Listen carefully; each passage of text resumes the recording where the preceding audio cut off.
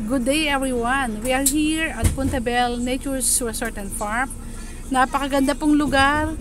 Stay tuned lang mga kaibigan. At makikita nyo, ano pa ang meron sa lugar na ito.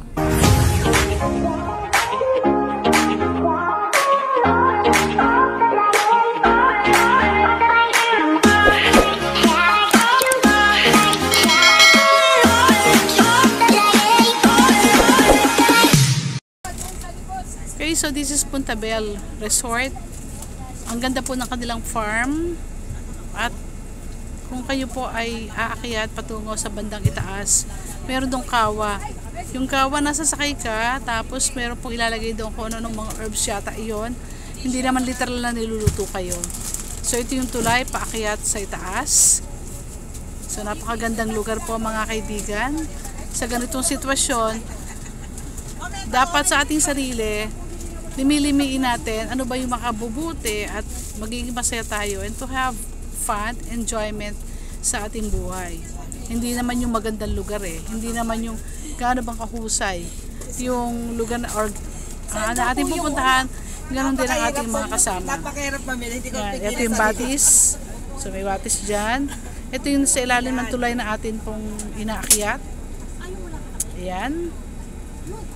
Napakaganda po talaga ng lugar at may makikita kang mga lugar dito na kung saan ay bihira nating makita. Medyo may pagkakagubat pa siya mga kaibigan. Ayan, sa bandang baba naman po ay mayroong mga cottage. Marami rin sila swimming pool, may 4 feet.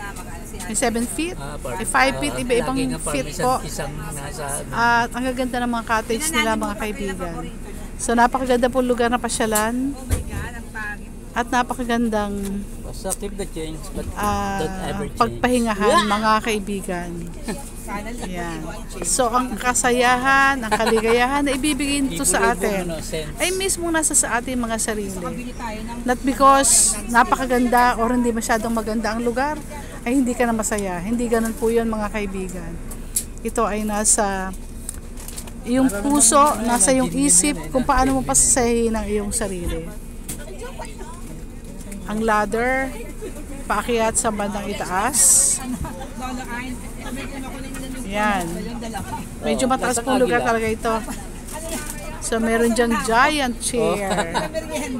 Yan. So marami siya sa bandang itaas, doon sa farm. Marami po siyang mga lugar na kung saan ay bihirang-bihira nating makita. Napakagandang pasyalan mga kaibigan.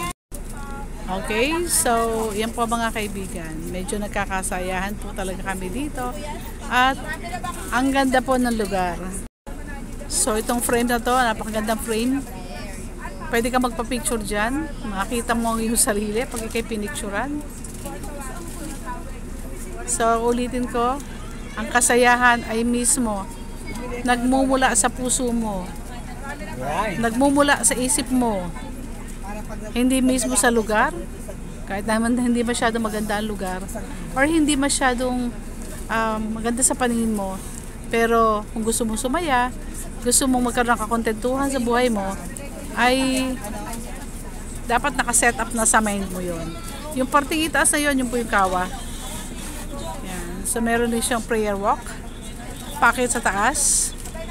Medyo mataas na talaga siya mga kaibigan. Pero ang sarap po talaga kasi medyo malamig po siya dahil marami siyang puno.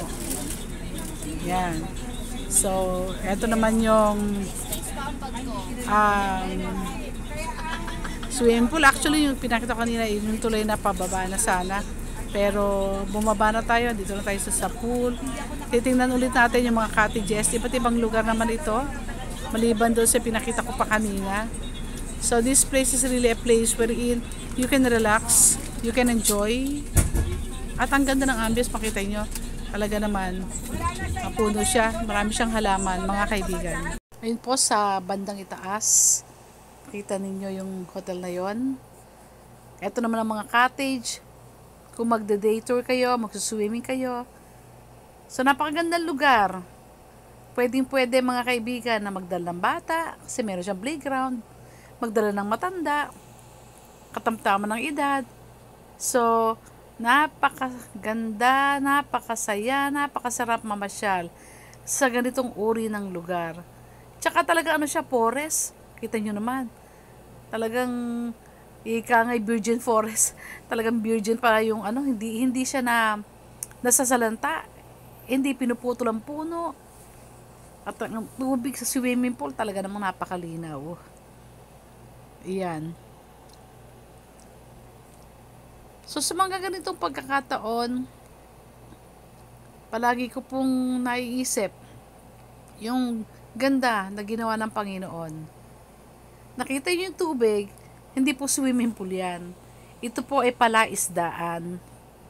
Napakarami, may mga isda ako nakita, tilapia, yung palaisdaan din yung kabilang part na yon. So, sa tapat nito, nandun ang swimming pool. Pero ito ay hindi siya swimming pool. Swimming pool siya ng isda, hindi ng tao. Enjoy lang natin mga kapatid, mga kaibigan, ang buhay natin. Ika nga, life is very short. O bakit natin i-stressin ang sarili natin sa mga walang kakwenta-kwentang bagay? Mag-enjoy ka lang at harapin kung ano ang meron at magandang bagay na meron sa buhay mo. Do not stress too much sa mga bagay-bagay na nangyayari sa iyong kapaligiran.